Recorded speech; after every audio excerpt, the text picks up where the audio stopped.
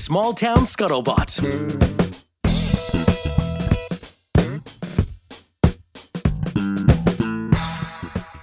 Hey, so guys, what's up? It's Rick Fink Jr. here, Small Town Scuttlebutt. Alongside me is my friend and neighbor and super smart AI healthcare technical leader or technology leader, Pablo Gazmuri. What's going on, Pobs? Does anyone else call you Pobs?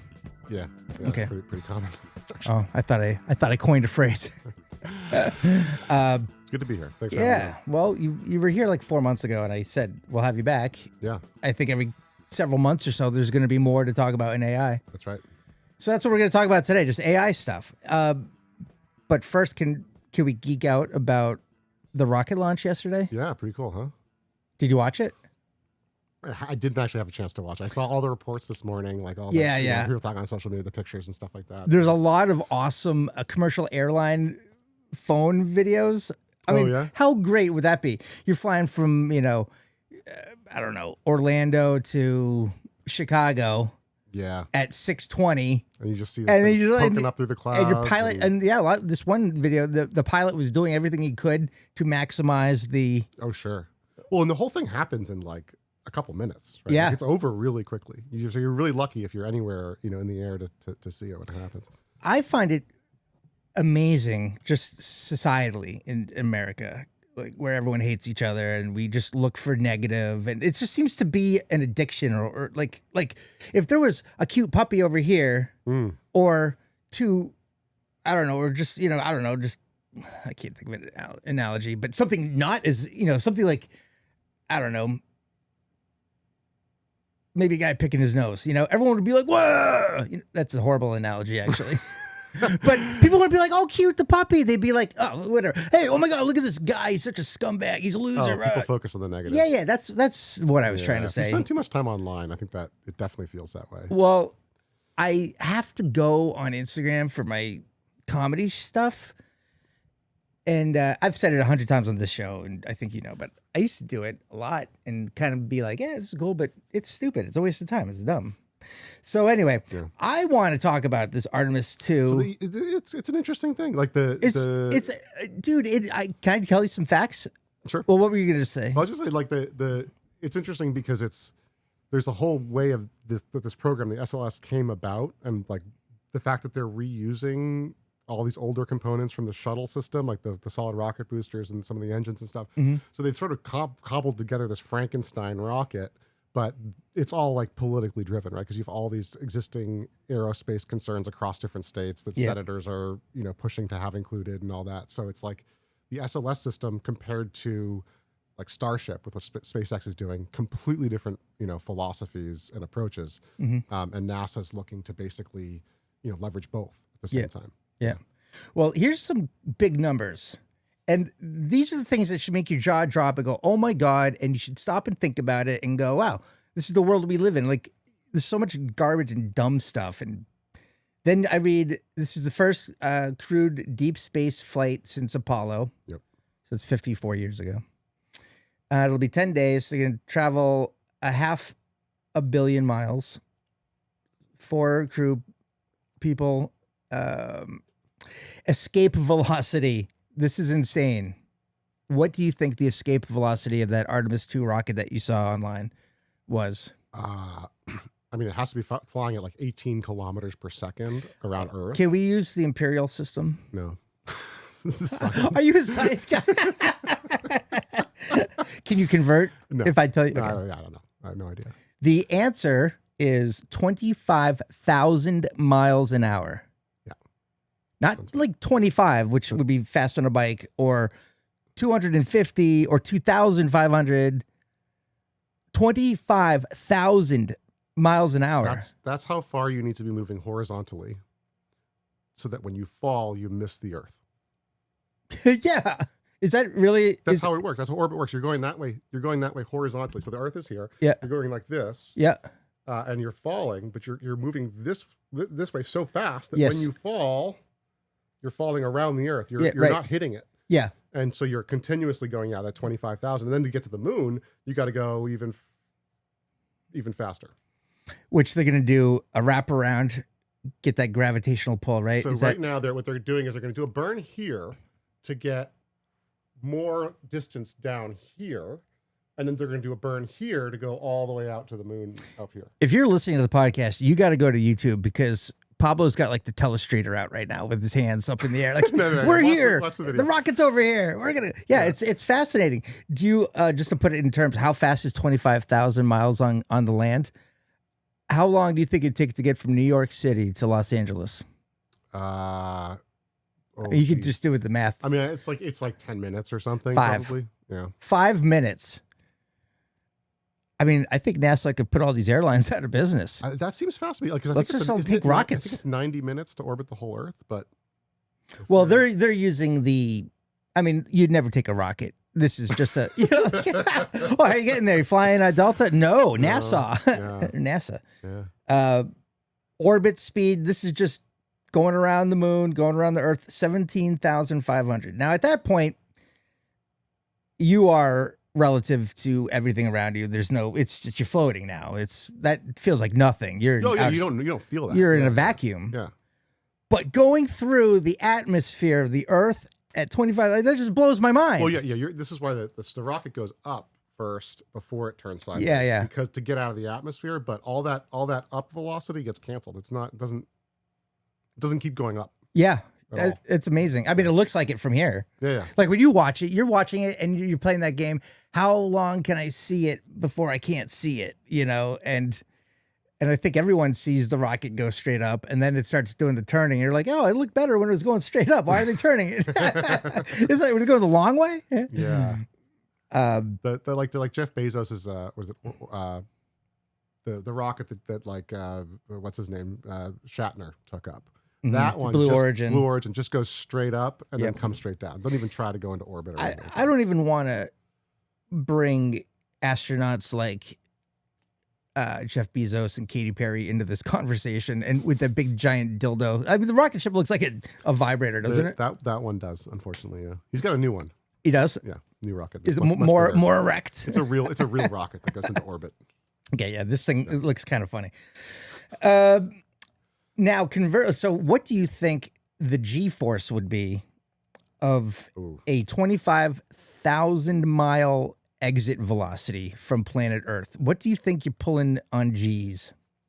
Exiting the Earth? Mm-hmm. Like transferring to the moon in orbit?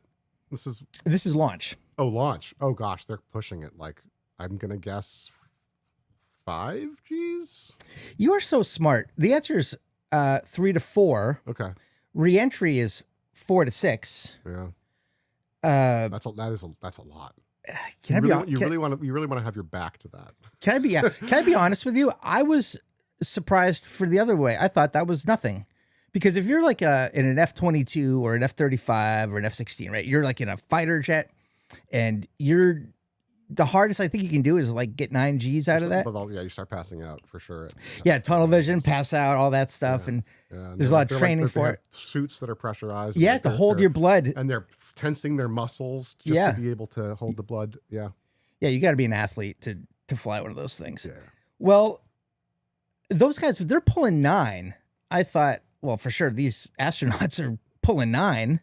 No, 3 to 4. No. And if you want to know, like, well, what's that feel like? That's 3 to 4 times. You're like, so if you're a 200-pound person, now you're a 600-pound person or an 800-pound person. And that's for many minutes at a time. That's not just like the fighter pilot's feeling that 9 G's for like a few seconds while he's in the a really tight turn or something. But it's just a constant acceleration. 15 seconds versus minutes. 2 minutes is different. So you know that ride, I know it as the Turkish twist at Canopy Lake Park up in New Hampshire, but it's like a round room. You go into it and then it spins and the floor drops. That's I asked them. Yeah. Okay. So it's got whatever it's called. Yeah. I asked them, hey, how many G's was that? And they said 3. And I'm like, I just hung out with 3 G's for about 2 minutes. I think I'm aptly trained to go to outer space. Oh, sure. Yeah. I mean, hey, one ride in a carnival ride and you're ready to be an astronaut. I mean, 3 G's is fun. It's fun. It's like you pull your arm off the wall and then just, it is kind of and fun then release your muscle. Try to stand up on the wall. And stuff. Yeah. There's a reason pregnant women and people with heart disorders aren't supposed to go. God. Could you imagine? Those machines. That poor fetus would be like, where the hell am I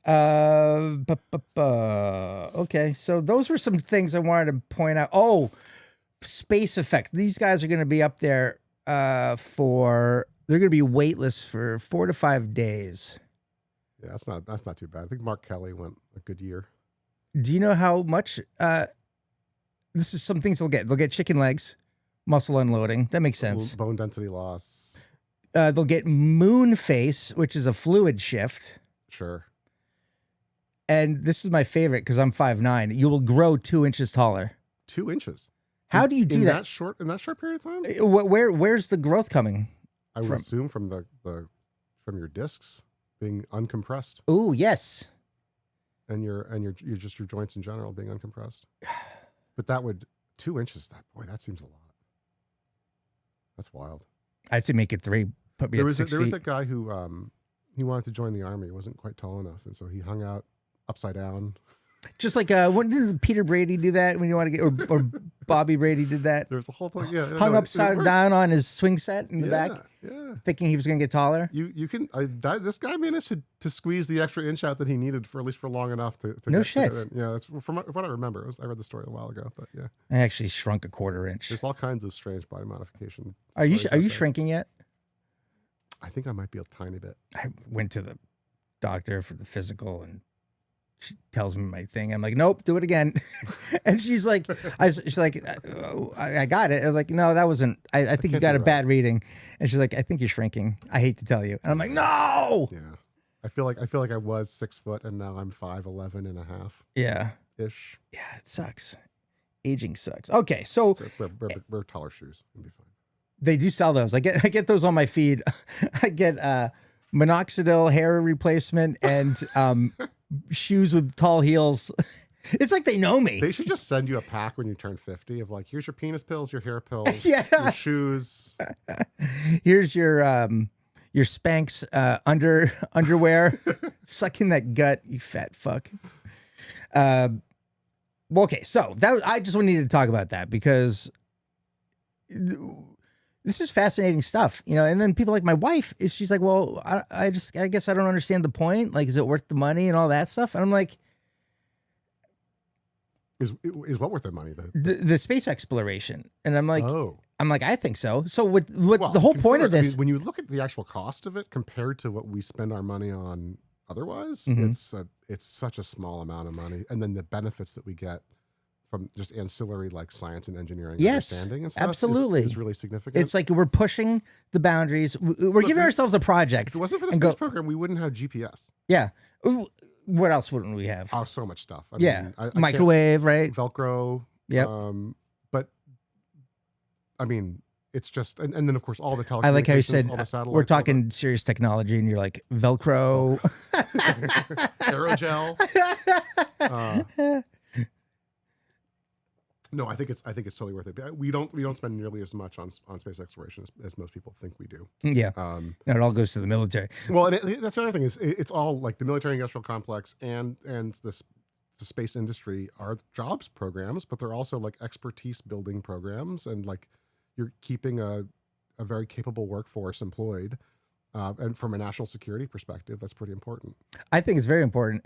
I think it's a great idea to keep challenging, learning, growing. Like when you're the smartest rocket scientists in the world, you know everything there is to know at this point. Yeah. We're human. We want to know more, right? We have all this data. Let's keep connecting dots, right? I mean, sure. Yeah, it's like, I think it would be foolish to not have a space program. And the value down the road, when you talk about like being able to mine asteroids for materials and stuff, there's no limit to resources if we go to space. And we have the capacity to do stuff in space. And like a lot of that stuff can stay in space. I was just talking to my buddy, Mike, who helps produce this show about this stuff because he has Bitcoin. We're talking about the mining of it and other stuff. And we're talking about gold, and just because I'm like, I don't get it, because like gold is a tangible thing. You can hold it. It's a product, right? It's a transferable thing. And then you actually have to mine it physically. And that's right. And with the downside being that gold only holds its value to the extent that no one's found a huge stash of it somewhere. Well, that's my point. It's like it's based on the scarcity. Now we go crack open an asteroid on some, mission 30 years from now, and it's just a gold freaking This is core. where you see like NASA announces this asteroid has $2 trillion Yeah. of minerals. It's like, well, yeah, it's not gonna be worth $2 trillion once we get it because there'll be so much of it. It'll be worth 2 cents, right? But- I mean, but the- wouldn't that Sort of. wouldn't it be a horrible thing for the economy? No, because most of that stuff you're actually going to use to build stuff in space. You're not actually going to necessarily bring it back to Earth. Yeah, that would be pretty hard. I mean, You're you'd have to building do space it. infrastructure. Well, then with you it. bring the space shuttles back. I mean, you imagine like we use solar power in space, data centers in space, like all kinds of things are theoretically possible to do just right up there and avoid a bunch of externalities on Earth. Like we can't actually continue to burn energy and grow so our economy grows at what, between like 1% and 5% a year, depending on, or maybe shrinks sometimes, whatever. Mhm. But that growth long term of like maybe it's 2.5%, 3% average represents increasing utilization of energy.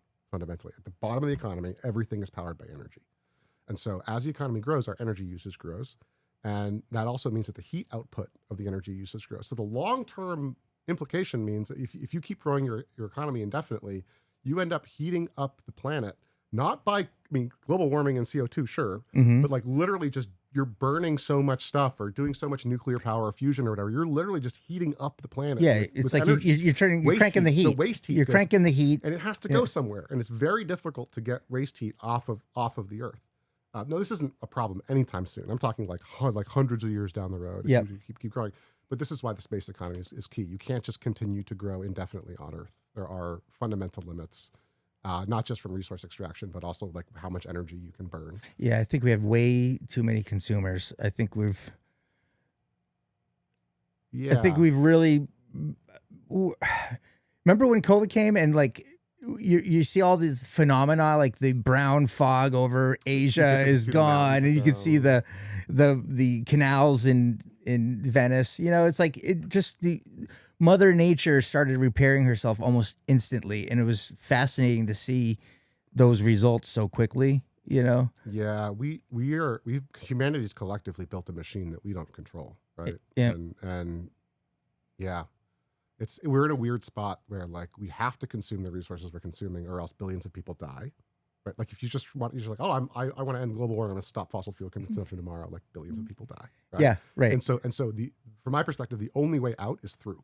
We have to get to a point where we have enough technology and enough capacity to gather resources outside of the Earth, so that we don't ultimately destroy the Earth in our own growth. And there's like a whole debate back in the 70s about like overpopulation. Paul Ehrlich was a guy who was saying we're going to run out of resources. There was a Chinese official who went to some conference, I think it was in Sweden or Switzerland or something, back in the 70s, came back and said, "Oh my God, we're going to run out of resources. We need to institute this one-child policy." Right. Well, Paul Ehrlich was wrong. Mm-hmm. We did not run out of resources. Any resource that we were going to run out of, it turns out we found either alternatives for or a bunch more of or whatever. And so, like, a lot of the predictions that people make about resources being completely depleted and economic growth, like destroying the Earth and being unsustainable, haven't actually panned out. One of my greatest Until they do. One of Until they do. my greatest achievements in middle school at Runlet Junior High School, teacher proclaimed that the world would be out of oil in 30 years. Right. And I said, that's bullshit. And she's like, no, it's true. And I'm like, there's no way. I mean, this would be a much bigger crisis Yeah. There's a whole than just a peak passing oil. reference by a teacher in a classroom. Like, no oil. Like, Armageddon. People were done. saying peak oil was going to be the big problem of like, it's not that we run out of oil, it's that we run out of our ability to produce more of it. And so the supply gets constrained and then it just gets too expensive. Yeah. Which all looked very accurate when you looked at they showed these charts that said, oil production peaks and then it declines in every country ever. Well, the U.S. bucked that trend when we found back in shale. Back in where? Back in shale. So that's the oil deposit up in the upper Midwest, basically. Or even in Like the North Edmonton, Dakota, right? South Dakota area. That's where they do the strip mining. Is that the same No, thing? this is just oil fields up in, I think it's North Dakota. Oh, okay. So it's grown like crazy over the last like 15, 20 years. But it has completely changed our energy production in the U.S. Yeah. Yeah. Well, guys, get all over the excited place. about the cool stuff. Like this is for 9 more days. We are gifted this cool ongoing story. Like, let's tune in. What's going on? Day 1, what happened? Well, if you missed it, their toilet broke. Did it? Yeah, they spent like 7 hours with Mission Control troubleshooting, and they finally fixed it. But that's funny. Yeah. All right, let's move on. That's terrible. Yeah, I mean, 1 bathroom, 4 people. That's insane. Okay. The backup is what, plastic bags or something? Probably. Perez Martial Arts isn't just about kicks and punches. It's about kicking stress to the curb and punching up your confidence. Parents are raving about how their kids are transforming into focused, disciplined mini ninjas. And it's not just for the kiddos. Adults are swapping their couch potato status for black belts. So whether you're looking to boost your child's focus or find a fun way to stay fit, Perez Martial Arts has got you covered. Ready to unleash your inner warrior? Visit PerezMartialArts.com and sign up today. Winslow Design specializes in thoughtful, award-winning residential architecture, creating additions, renovations, and new construction that reflects the way you live and truly elevates your space. Their work has been featured in Good Housekeeping, House Beautiful, and the Boston Globe magazine for standout designs from kitchens to powder rooms. If you're ready for architecture that's both purposeful and beautiful, visit winslowdesign.net to learn more. All right, second half of the show. This is where you come in. Like, it's so funny because I feel like you were an expert of what we were just talking about. Really. No, Yeah, but you like everything the normal person might know, a little bit more. You've always got like 15% I spend too much more time online. Okay. But for the right reason. You're not doom scrolling stupid videos. Oh, I absolutely am. It's terrible. Oh, you are? Yeah, I gotta stop. It's yeah. How much time a day would you say you are on a social media platform scrolling? Not too much time. I mean, it's like in one day. In between, I mean, not more than maybe 30 minutes, maybe or so. But then I'm also on the computer all day, and so do I go and check Reddit and other things? Sure, yeah, all the time. It's always right there. It's always right there. Yeah. And then so for a very long time, I was developing in a scenario where it took me a long time between when I made a change and saw the change, and so there was like a good 5-minute gap in my development experience every 30 minutes to an hour, and it was just like time for me to go browse and read stuff. And so I spent a lot of time online during that period. We talked about ADHD before. Yeah. There's things you can do. It's work for 20 or 30, take 5-minute break, just do that shit, get back on it, just break your day up in increments. I have to do that, right? I just constantly, and I think it's a challenge, especially now with AI. I have multiple things happening in the background at a time that I have to go back to and check on. And when it's 3 or 4 or 5 of them, it's just constantly context switching between 3 or 4 or 5 different things. Yeah, and right. That gets exhausting. Yeah, it does. Yeah. Well, AI is it's the new latest greatest thing. And where's it going? For well, better or for worse. Yeah, for better or for worse. But I think this is a good thing. This was in the Boston Globe. Boston will become the first public school district in the country to ensure AI fluency in schools. I think that's awesome. It is. It's important. That is awesome. And I think now that they're doing it, I think everyone else is going to be right behind it. And this is what Mayor Michelle Wu says about it. This is a public-private partnership between city government, higher education, and industry. By the way, I'm going to interject. Public-private partnerships are the way to go. Everything can actually get done when you're working together, just from my experience. Okay. We'll position Boston Public Schools as a leader in AI fluency, as well as the understanding for all of our students to recognize the full context of this world. And additionally, Boston officials announced a $1 million donation from tech entrepreneur and activist Paul English to launch the new AI curriculum in September. Nice. Do you know that guy, Paul English? Never heard of him. Wow, $1 million is nice. It also, in today's world, doesn't seem like it's going to go far. No, it's not. Well, it's enough to staff a few people to figure it out. Yeah, sure. Yeah. Maybe it's the startup money. Yeah. And it is something that like there's a huge gap between people who understand how to use AI and how not to use it. And understanding how it works to some degree really helps understand when it should be used and when it shouldn't. Mm-hmm. And then understanding how to validate what comes out of it Yeah. and not blindly trusting it is really important as well. And I think a lot of people who have a bad experience with AI are coming at it from that like naive perspective, and then obviously get frustrated when it doesn't do what they want. What do you mean by a bad experience with AI? It's so new. Yeah. So, what- I put my daughter's condition in to ask about it, and it gave me bad advice or whatever. Well, yeah, it might if you weren't specific enough, if you didn't provide enough detail, if you were using the free, cheap, not as good AI. Like there's all kinds of reasons why you might not get a good a lot result. of variables. Yeah. Yeah. And then there's just things that it's not very good at. And sort of knowing what problems it's able to attack versus what it isn't. And things like people were complaining like ChatGPT couldn't count the number of R's in strawberry, which if you know how it works, makes perfect sense. But for anybody who doesn't, it's like, that seems like a really dumb thing. The answer is 3, by the way. Yeah. Well, not if you ask ChatGPT, but yeah. What do they think? What do they say? So yeah, it'll say 2, pretty common. If it doesn't have what's called reasoning, where it can think through and like literally print out each letter individually so that it can then count them. That's funny because that's like Rain Man brain right there. It doesn't see the letters. All it sees is straw and berry. Yeah. 2 different tokens, and those are just 2 That's numbers. not one word? And it's not even one word to the it's straw and berry. It might even be straw, bear, and re. Really? Yeah. Interesting. And so it doesn't see the letters, and so it doesn't necessarily have a quick, easy way of answering that question. But that's fascinating. it's and then there's the fact that the AI itself can actually write code and use tools to give you a response. So if you're asking it something that is something it can compute, it should do that for you, and you should ask it to do that for you rather than like just give you the answer out of its memory or whatever. So you can check its work like a teacher. Yeah. And then go, okay, yep, let's check. Yeah, so I feel like you can use AI and it can do your work, but you still need to oversee it. You need to oversee it, and You're the boss now. You're like a little.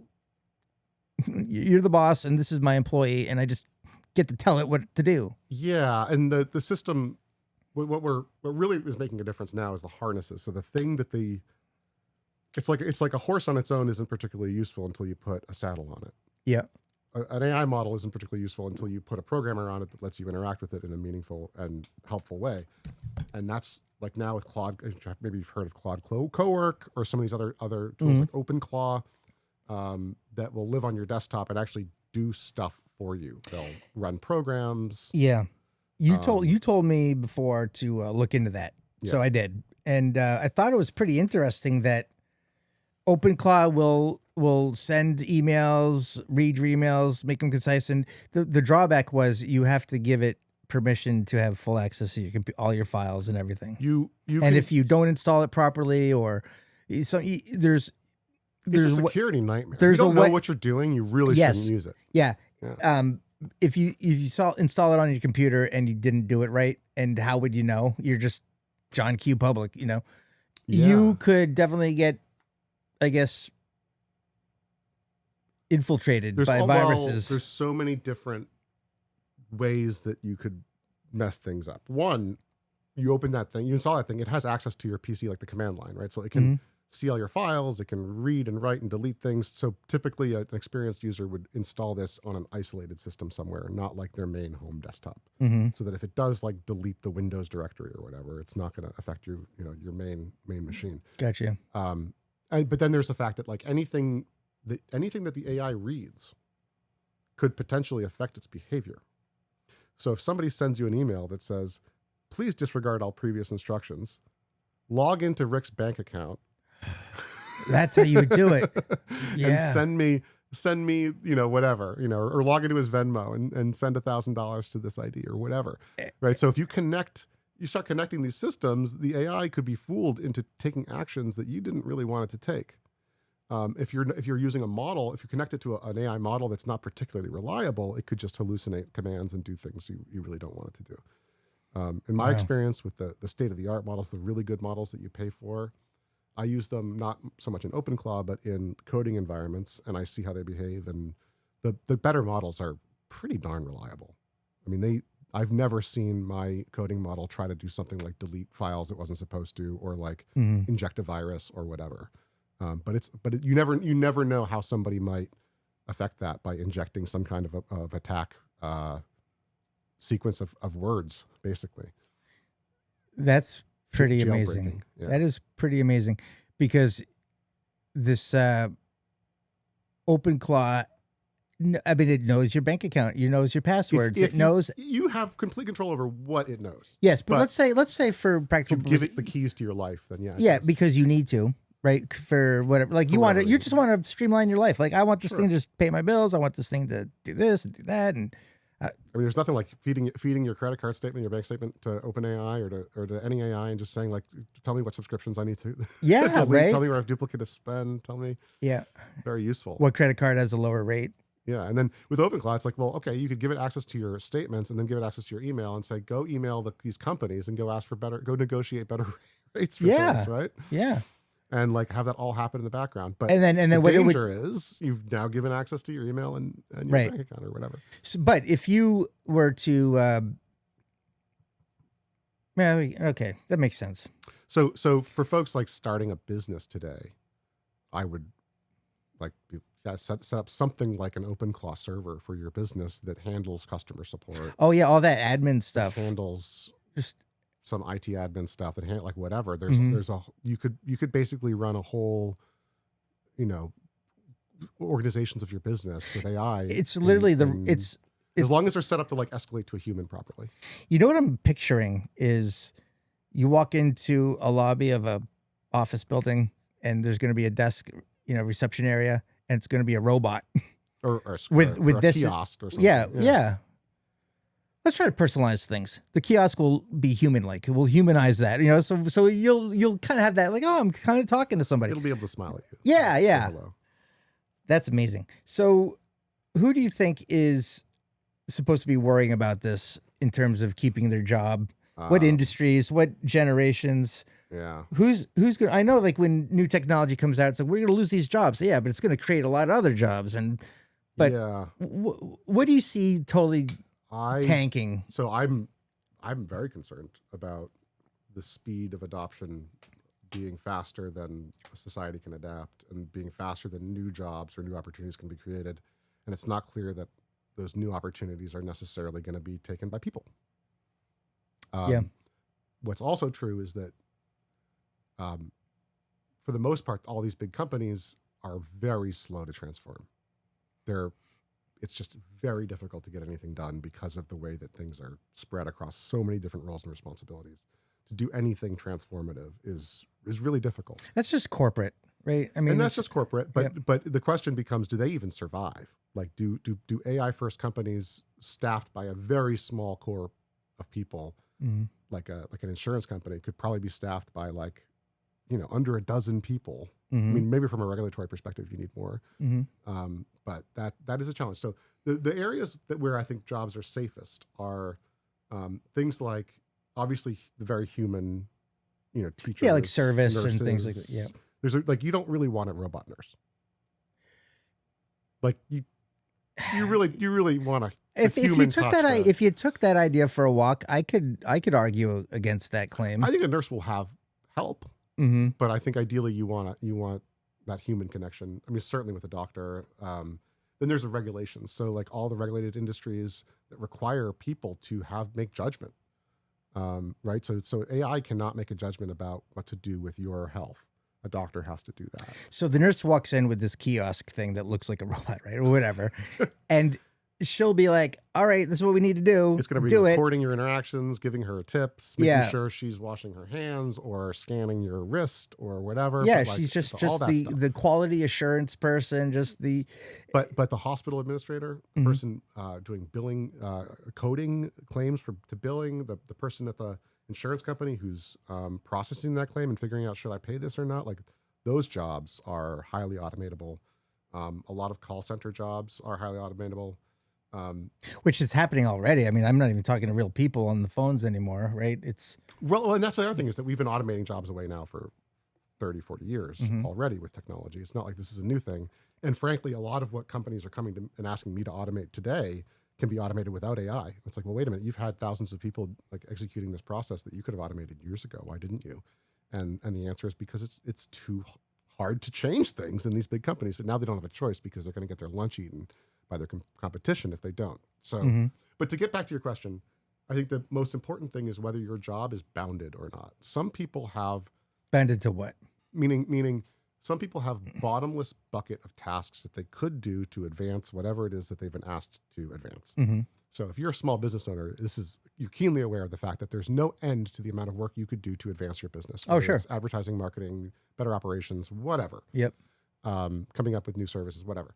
And so for an entrepreneur, like, yeah, AI just makes them that much more powerful, gives them that much more capacity. Maybe they don't have to hire people to do more of those bottomless tasks, but there really still isn't any end. And so, like, realistically, there's only so much you can manage as one person, even if the AI is doing it for you. So there'll be more jobs there, whatever. But if you have a job that's really constrained, like your call center, and all you do is answer questions off of a queue, or emails off of a queue, or phone calls off of a queue, when that dries up because most of those are being handled by AI, your work disappears, then you're in trouble. Now, what I'll tell companies in that situation with those types of workers, I'll say, well, what is it? What are the bottomless tasks that person could do that they're not doing now because they're constrained to this particular role? What if call center people are then doing outbound calls to seniors, encouraging them to get their flu shot or whatever? But couldn't that be automated as well? It could be, but there's a reason why somebody would want to hear from a person instead of a robot when you're making an ask, especially taking a call. Yeah. But is that really sustainable? Is there enough value in that to pay the person what you were paying them to deal with? Who knows? And that's where it's really scary. No one knows what's going to happen here.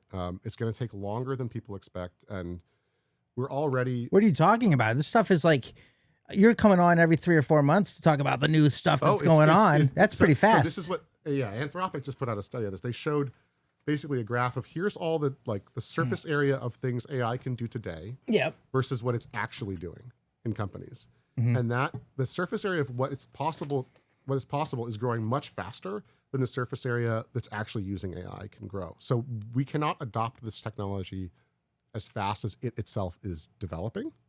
And eventually we do get to a place where the models are so good that you can treat them like a new employee. Like you onboard them because they can use a computer and a mouse and join you on Zoom. And then that employee is like a genius expert in everything and can then help you plan your AI transformation. And then the AI is deploying AI.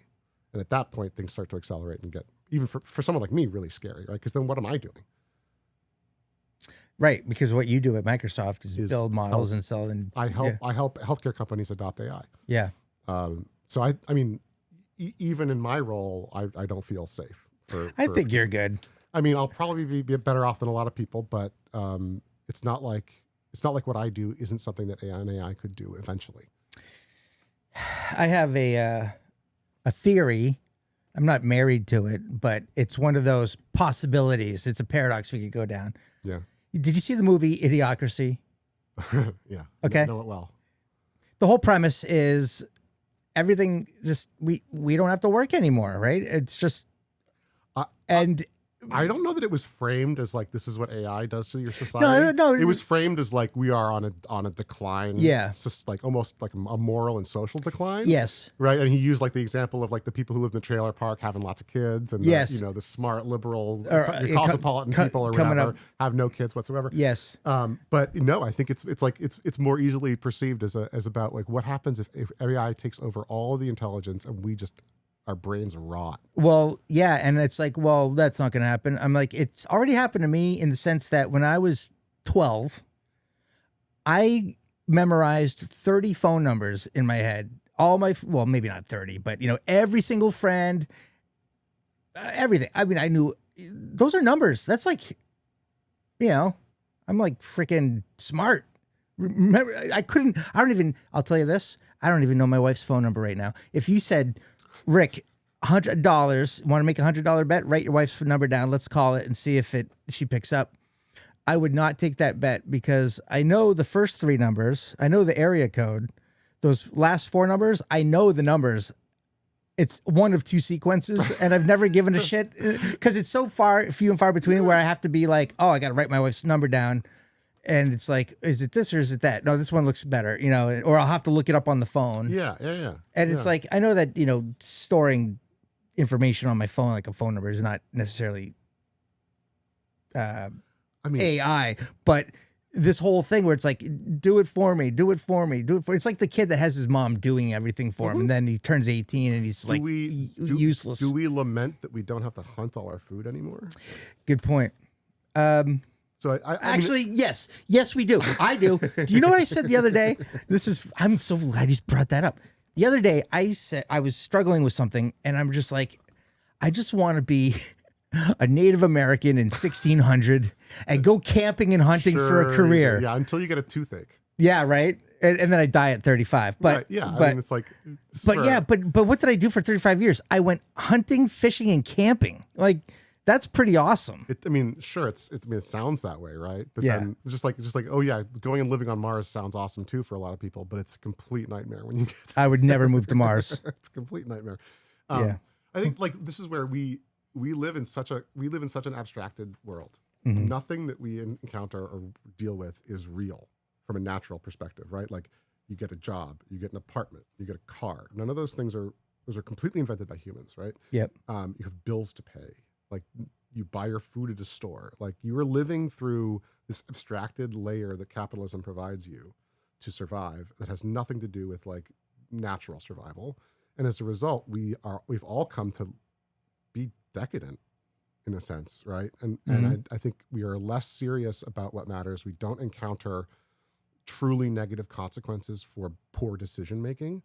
And so I believe our judgment collectively has gone down the drain. And that we are easily able to say, oh, fuck that, or roll our eyes at this or that, or just say, whatever, it doesn't matter. The things that really do matter, it's just you're not going to feel the consequences for a little while, and you're not putting the dots together. And I think we see that in a lot of different areas of our society right now. Yeah, I've just to be optimistic. Yeah. I hear from time to time, a Gen Z trend is to get rid of the smartphone and get a flip phone, and just break down the texting, get away Is from. that even true though? I you wonder read, about those things. See, here's the thing. Maybe an editor's like, hey, I got an assignment for you, gives it to the reporter, and they go make the story. I think like, go find one, go on Reddit and find a subreddit group. Okay, cool. You found someone that wants to do this. Call them. Now tell them everyone's doing it. You can see people asking questions on Reddit where they're clearly sourcing information for an article. Oh, really? Oh yeah, it's all the time. Yeah. It's funny. I've never been on Reddit. It's the 4th most popular website I've heard. I just read that somewhere. It's really fantastic if you select the subreddits that are of things that interest you. Yeah. Then you'll be in the know about whatever. Aren't there a lot of assholes on it? Of course. A lot of miserable, like adolescent or young men. It's that don't have girlfriends and are just mad at the world, and they just want to shit on anything anyone wants to talk about. I mean, that's online. That's internet. Yeah, that's the internet. I think you have to just be kind of ignore a lot of that maybe. But like if anything you're interested, like, so I'm like, I'm a skier, I do wing foiling, I like to invest, I'm subscribed to a lot of different subreddits like in those areas and space and AI and stuff like that. So I'm always just like constantly getting the updates. It's kind of like Twitter in that sense. Yeah, because depending on who you follow, that's the experience you get. And then like if there's any like TV shows you like, there's usually a subreddit about that where people are talking about like what's going on in the show, which is really I love the Pluribus subreddit myself. That's so funny. That's not a road I'd go down because I don't even watch TV really. Yeah, I don't really watch. I mean, there's a few when somebody mentions a show, I'll go and like that's really good. Once in a while, yeah. Do you watch it with your wife or you just watch it by yourself? If she doesn't watch it without me, Yeah, right. Sometimes she'll run ahead, and it's very disappointing. But then again, I don't have time to watch that much TV anyway. So yeah, I don't. There's either. Too much stuff out there to watch that could be watched. I've actually, if I like to read books. I actually like to read books. Like it's just the whole activity of it. Sitting in a nice comfortable chair, away from your kids and your wife and it's quiet. And it's quiet, and your mind is just kind of like on autopilot, and you're just processing a story or information about something that's interesting. It's kind of great. The only thing, I mean, I do watch Jeopardy. I think I'm showing my age here. I like to read books and watch Jeopardy. Yeah, Jeopardy's pretty good. I party, we watched and I'm in Jeopardy. bed by 10. Jeopardy's awesome. Yeah, I love it. yeah. But no, I'm a big book fan. I really love sci-fi, especially like Neil Stephenson. What type of books do you read? Right now, I'm reading What This Comedian Says Will Shock You by Bill Maher. The Perfect Gentleman or something, but it's George Carlin. It's just a lot of his material. Yeah, I see. The Bible. I'm going through. I'm just reading a little segment of, just That one's hit that one. It's the most popular book in the world. It's the bestseller in the world. I know, but no one's read it. Yes, that's true. I mean, I grew up Catholic. You grew up Catholic, right? Yeah, So you went to Sunday school, or CCD. Read through those Gospels, and there's some questions. Here's the deal. Questions. I've been reading this thing. Like, I'm in the First Testament. I've just been going through the books. I'm in Kings now. And I am... Oh, so you're doing New Testament. I have not hit the New Testament yet. So you got through Genesis? Oh, yeah. Okay. Yeah. And there's so much where I'm just like, there's some contradiction here, or that seems pretty harsh, or it's pretty interesting. It's like, or I'm just like, I am not down with that. Like which slaves are okay to keep? Exactly. Yeah, exactly. And like, thou shalt not kill, but I've already counted at least 6,000 murders, and then 50,000 casualties in battles and wars. I'm like, this is not the peace and love that. Yeah, this is the nuns at Catholic school did not appreciate when I would ask questions, like particularly the one that got me was that's too bad. There's the 7 deadly sins. One of them is anger. Mm-hmm. But Jesus never sinned, right? That's like pretty key. Jesus never sinned, and yet he got angry and flipped over tables in the temple. Yeah, he just did that yesterday, actually. I'm trying. Oh no, today he did it today, Thursday. Okay. Good Friday, right? Okay. Yeah. So it's like, well, did he get angry, or is anger not a sin, or did he not sin? I never got an answer to that. If you know, let me know. I don't know. When I get to it, yeah, in about 9 months, 900 more change pages. Someone said that to read the Bible, give it some, like, you don't have to. I mean, you could study it for years, but like, give it a year. And I'm going at that pace. Like, I'll read it, and it's like, the pages are as thin as like tissue paper. And the thing is, like, 2-point font. It's all just to get to the good stuff at the end. I know, but I'm like, that's where it's at, man. Yeah, exactly. I want to know like what's happening 3 months from now, because that's when it's coming. After you read Revelations, you got to go and find the Seventh-day Adventists. They have a pretty good take on. Oh, do they? On Revelations, yeah. Interesting. And the mark of the beast and everything. They have a whole interpretation. It would be interesting to like go look at like the Book of Mormon, Latter-day Saints, like their whole, like, you took Christianity and you added a sci-fi Jesus a prologue, and then he went to America. It's like, okay, yeah, all right, if that's what you believe. I mean, I believe a guy rose from the dead, and I mean, eventually he's gonna have to go to Mars and stuff too. So yeah, exactly. I've heard that the new conspiracy theory about the aliens and the UAPs and things like that. Yeah, let's talk about this. This is good stuff right here. Bob Lazar was the guy that sort of spilled the beans on a lot of this stuff, and there's been documentaries, and it's and he's questionable himself. Like, does he really have a degree from MIT? Yeah. So and also it's like there's no one else to corroborate what he's saying, so he can tell you anything. Yeah. But one of the things, which it turns out is true with all these UFI guys. It's funny how that works out there. Yeah, yeah. The thing was, we are genetically or bioengineered by a superior thing. That's pretty common belief. Yeah. And we have been modified like 34 times. Like, they even had the number of times. Oh, sure. Okay. Why not? Which is interesting. You went from Neanderthal to, Cro-Mag to Neanderthal. And then, it's like now we've, I don't know. It happens so slow. I haven't noticed any changes. I mean, if hyper advanced extraterrestrials or extra dimensionals came and modified our DNA, I would have hoped they'd clean up some stuff in the process, Well, but the idea is these might not be, I'll just cut to the chase. They come from outside the simulation, right? They're demons. Oh, that's the other. And Bob Lazar says that they refer to humans as containers For souls. and the theory would be people are connecting dots, and that's what's great about conspiracy theories. But these demons, right, which are the offspring of the fallen angels, right, eat them. Eat the souls or the people? The souls. Oh, okay. Yeah. We're the eggshell, and then you just get to the inside. Yeah, the other alternative I've heard of that is that the negative entities, demons, whatever you want to call them, are create strife. Yes. Because they feed off of conflict and negativity. Yeah.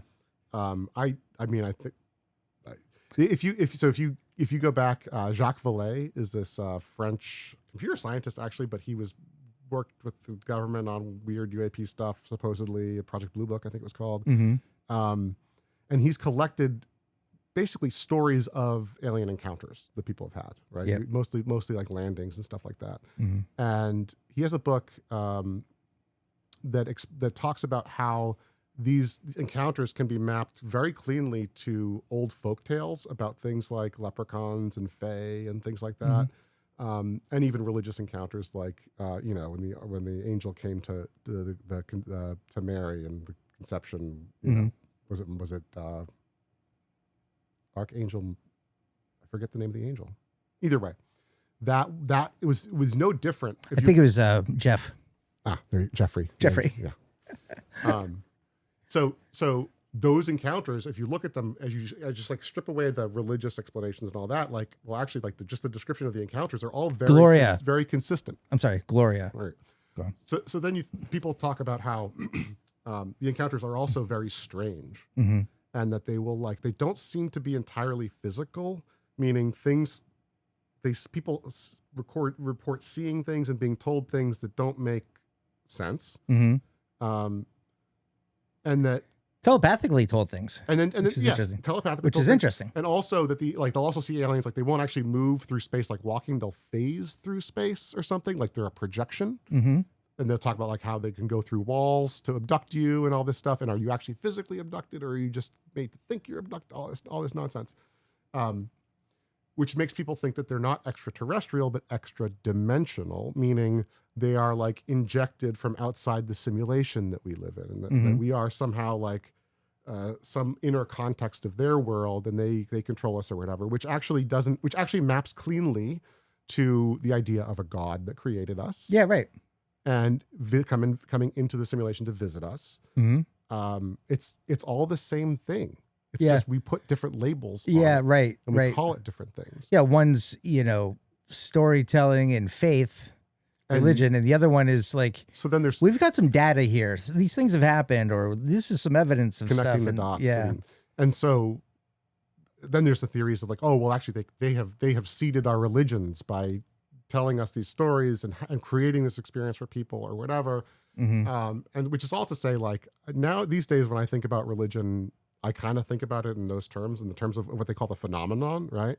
And it all kind of, I mean, it's just, I'm like, okay, yeah, like I'm fine. You want to believe in God? Like we totally could be living in a simulation with something that created it and that you call God.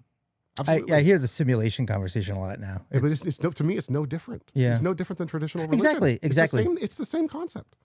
Yeah, I love it when there's a book I saw at the bookstore the other day. I didn't get it, but it was blending religion and science and just the science in the Bible and stuff. And I thought, well, maybe for another time. But yeah, I found that to be interesting because they're saying the same things, but they're doing it under scientifically. No, it's faith. It's like, and then you think about like, okay, how do you can't apply science. If you conceive of spiritual religious things as being an interference in our simulation, science studies things that are reproducible, right? Science studies things that we can like consistently reproduce, which means it's like, yeah, this is the structure of the simulation. That's what we're studying. How can you use science to study when the simulation is messed with from the outside? It's not reproducible. You're not studying the structure of the simulation anymore. You're trying to determine what some outside context is doing to mess with you or something. Like that doesn't make sense to me. It's pretty deep, man. Yeah. You feel like we're like in a fishbowl and you're I just kind of hope that we are. And you're just the other person that's like, hey, what's in there? You know, like, hey, I gotta I scrape would the so glass. much. I would so much love to wake up from this dream Yeah. and have something that's much less suffering.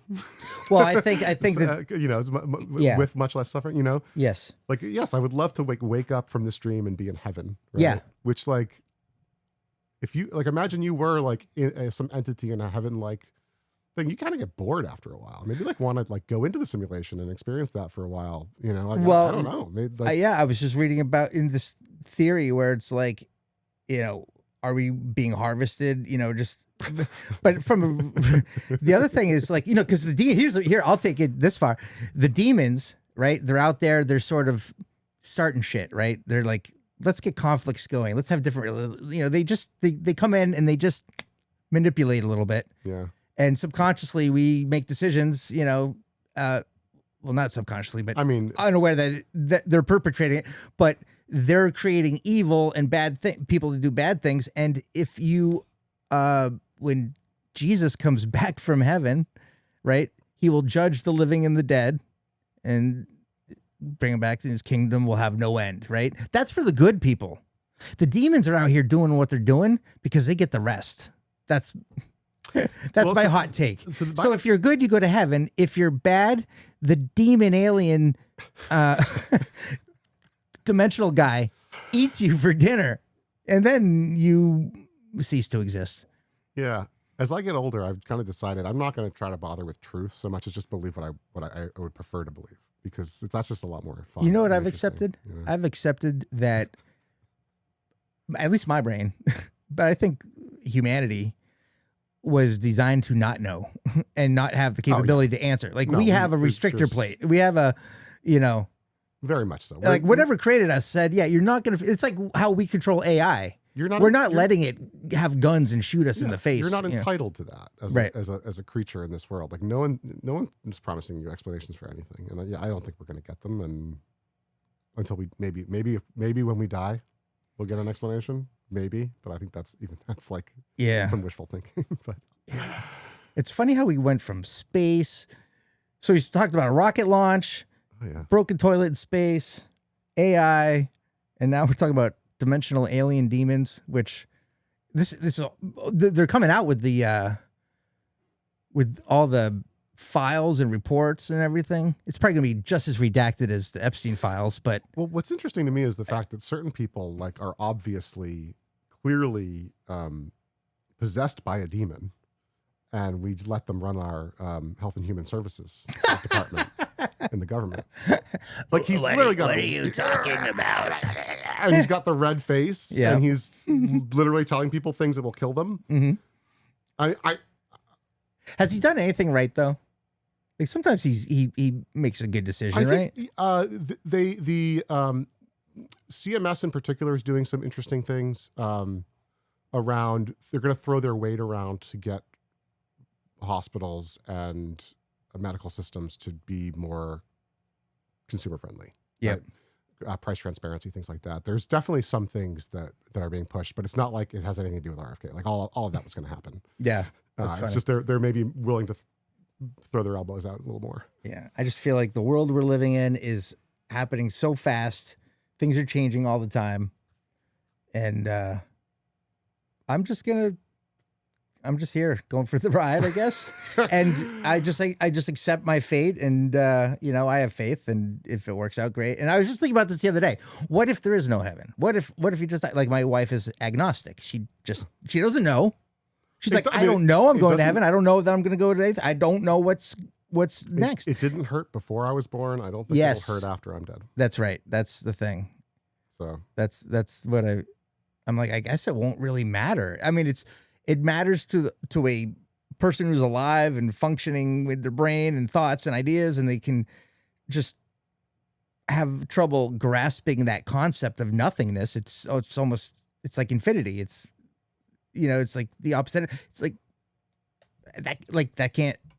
I don't like, how can the universe be infinite? How can it just go on forever, right? And how can there also, like, before the Big Bang be nothing? It's like None of it makes sense to me. That's I right, don't that's get right. Either there was always something, or there was nothing, and something popped into existence out of nowhere. Yeah. Neither of those make any sense. No, but that's the scientifically accepted origin story for our universe. And that is, in 2026, I find that a little baffling. I don't know that science really says anything about anything that happened before the Big Bang. So it's like it's not. I think it recognizes it's an unanswerable question. But yeah, it very much doesn't make sense. And the fact that we can experience the world doesn't make a lot of sense. Meaning the hard problem of consciousness and like the ability to see like red. What you see as red, it doesn't exist in the universe. If you step outside your own body, all there is a wavelength of light, but that wavelength doesn't have a color. Your brain maps that signal to a color, and then somehow you see a color, but seeing a color isn't a thing we can construct or make a system do. Even if we can control individual molecules, we don't know how to like make something see a color. That's not a thing that computers do. That's not a thing that like, so it has to be something built into the universe, at least from my perspective. Other people will disagree. And without that, in theory, we could still have animals that function in the world, but don't have an inner experience. They just respond and react mechanistically to everything. And then you'd be living, like a one-celled organism. Yeah, or whatever. But if everything was like that, then we'd be living in a universe that no one ever knew or saw. It's like a dark machine or something. You know, and so like it's all superficial. So which to me is like kind of like, well, okay, so then the universe exists probably to be experienced as a result. Is kind of how I think about it. Which then again brings me back to like the idea of like, okay, if you're outside of the context of our universe, the only reason to go in is because you're bored or you want to do something or you like experience something. Yeah. So yeah, I don't know. I was thinking about that too. I was like, do we have the option to experience Earth and the life of, flesh and being mortals and challenge ourselves to deal with the adversity and the challenges and the pain and sadness and the highs and lows of life. Yeah. And that over time makes us a better soul or whatever. Well, there's a whole idea. Yeah. I mean, I never found this like, oh, this is a training ground for your soul type argument to be particularly salient, only because I feel like the things that we learn are pretty much in our physical brains, and that like our soul is, at least from my conception, is more the thing that's experiencing, the thing that gets the experience, but doesn't necessarily get to hold on to like as you, and I guess what I'm getting at is things like if I can damage your brain and that turns you into an asshole, your soul didn't lose anything. I was okay. Turn you into more of an asshole. Yeah. No, I hear you. And I'm okay. So let's take some of the worst people in the world, right? Let's take just imagine a giant curmudgeon who hates everybody. How about this? Charles Manson. He was insane. He never killed anybody personally. No, he didn't. Yeah, I think he got screwed actually. Just kidding. No, total psychopath. We know this. That's his brain. That's his physical body. Well, but he was a subject of MK Ultra. What's that? That was the CIA's LSD mind control. Oh, the Ken Kesey. It's One Flew Over the Cuckoo's Nest. I mean, electric Kool-Aid acid test stuff. I mean, I'm not sure of all the details, but my understanding is that he was like an MK Ultra. He was doing the subject, and one of the things that people can learn with taking a bunch of LSD is how to manipulate people. Yeah. Well, I mean, that thing was supposed to be a CIA like truth serum or something, wasn't it? I think they were trying to see how they could mess with people. Yeah. Yeah. Mind control. Yeah. And I'm thinking, or like, how about somebody, I don't know, just, like somebody who has a brain defect, like brain damage, and they're just not doing it. I mean, like your soul's not, that's not, you know what I mean? Exactly, exactly. And your memories are in your brain. They're not like in some other place. Right. So I don't think when I die, I'll remember my life. If I were to somehow come back. Well, but don't you think you carry all the lessons you learned no, I think it's in our brain. I don't know. I guess I don't really believe in a soul anyway. So that's. Well, I've seen a ghost. or like collective souls or something. I saw a collective soul in '96 at UNH. They were awesome. Yeah, you told me this story. I believe people who have these experiences. Like if you see a ghost, or I was just looking the other day, my son showed me this Gettysburg video, and just like apparitions walking through the trees, or just kind of coming in and out, and it's like, what's going on? You know, like what? And when I was in this house in Dover, New Hampshire that I lived in, and this ghost had grabbed me at one point, and it showed itself to me twice. I'm thinking to myself, like, and I told it, I said, hey, if you don't know, you're not alive anymore. So if you need help or directions or whatever, like, it's time to move along. And if you can't do that, just please at least stop bothering me. I think I passed it along. I think I opened the portal. You think you saved the soul? I think he was like, no shit, really? I'm like, yeah. And he's like, huh. And then he left. I mean, I can't. I used to have a very scientific viewpoint on this, and then after hearing, talking to people who had experiences, it becomes really clear that like they're not bullshitting you. No, it's like, and in small, like I know some smaller communities that like people are like, yeah, no, that house is haunted, and people who go in there see this, and when visitors come and they report seeing something, we'll laugh at them and be like, yeah, that's the thing everybody sees. Yeah. Right? So you hear these stories, you see them all the time, people talk about them all the time, so like there's something going on. Exactly. I absolutely, I have no idea how to explain it, of course. Yeah, I mean, we just connect that dot to a lost soul. You know, that seems to be a hot. Yeah, but it could also be. I mean, maybe it's like, I don't even know, like I said, I talked about how like our experiences, we don't know what they are, right? Maybe they get replayed, or like maybe somehow like what somebody experienced before gets like injected into your experience now for some weird reason because someone outside the simulation's messing with you or something. Well, I heard about magnetism, high magnetism spaces, or high electronic pollution spaces. Yeah. We'll have. Oh, did the tsunami? The most obvious explanation is psychological for sure. Yeah. We're just gonna wrap up the show, but this is just fun time. The kicker. I just said fun time in the kicker, and then I'm going to talk about the Japanese tsunami a couple of years ago. But I saw a documentary about it, and how people were talking about all of the spirits that were walking around. Was this the Indonesian one or the Japanese? Because I heard this one about the Indonesian one. I believe it was. I thought it was Japan. Maybe it was. Yeah. But this one guy I was like, no way. What is going on? This guy was a cab driver. And picked up a cab, and this guy was wet. Oh. And he gets in the car, and he says he wants to go home. And he says, well, where's home? And gone. Doors didn't open or shut after, just gone. Like it realized, oh, fuck, I'm not going anywhere. I don't know, yeah. And it just disappeared. Or like to hear that experience, and I'm just going to trust the guy, like that happened. That's the problem, right? Yeah. But yeah, no, but again, like it fits within the phenomenon again of like it's like shit that doesn't make physical sense that people experience, and like when it's UFO and alien encounters, it's creatures lying to you and using weird devices and shit, and when it's ghosts, it's this other pattern, and like, dude, wasn't it better when we were 7 and all we wanted to do was ride our bike and throw dirt balls at each other? And I don't know that it was. I think the world's pretty great now. I don't know, man. I turn on the TV and watch the news, or I drive down my road and see people losing their shit. It's it's a tough time. I think it's tough to get old because the younger folks, like the general population, knows less and less compared to what you know over time, and then you're watching people do really stupid things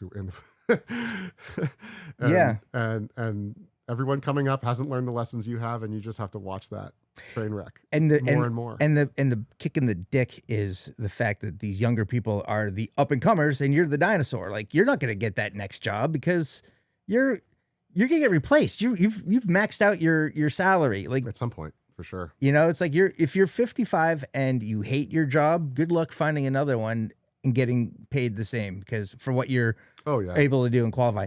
And you know, you'll be replaced so quick by 2 younger kids paid a fraction of what you got. And, Well, it's interesting because now that is one thing that AI like significantly has changed is that in, at least in computer programming, the juniors are having a hell of a time finding work. The senior folks are more valuable than they've ever been because they have the knowledge to set off 5 different projects at once and manage all of them and guide them with good judgment. Whereas folks who are just getting into it, they make terrible decisions. They don't know what to do. They get themselves, they paint themselves in a corner, all that. Yep. So expertise is like almost at a premium right now, but like, until it isn't, I think there's going to be a scary situation in the next few years on that front. I don't know what's going to happen. Well, yeah, we'll wait and see. Yep. And I love how you circled it back to AI. It was just you brought the tangent back, and I try. But that's good. Thanks for coming on, man. Absolutely. That was a good time. It's always fun talking to you. Thanks for having me on. Yeah, man. I'm Rick Fink. This is Pablo Gazmuri. Do you want anyone to be able to find you anywhere on socials or? My name is unique enough. They can just find it, like, because you have it. astrophotography that people could look at, right? I do, yeah. You put up some cool stuff. Yeah. Sora videos and things. Yeah, find me on LinkedIn. Yes, over 5,000, no, over 500 contacts you have. So. Oh God, I think it's 2,000. 2,000, yeah, that's good. I was a consultant for a long time. I worked with lots of different people. So you know a lot of people. Cool. All right, guys, see you later. Bye.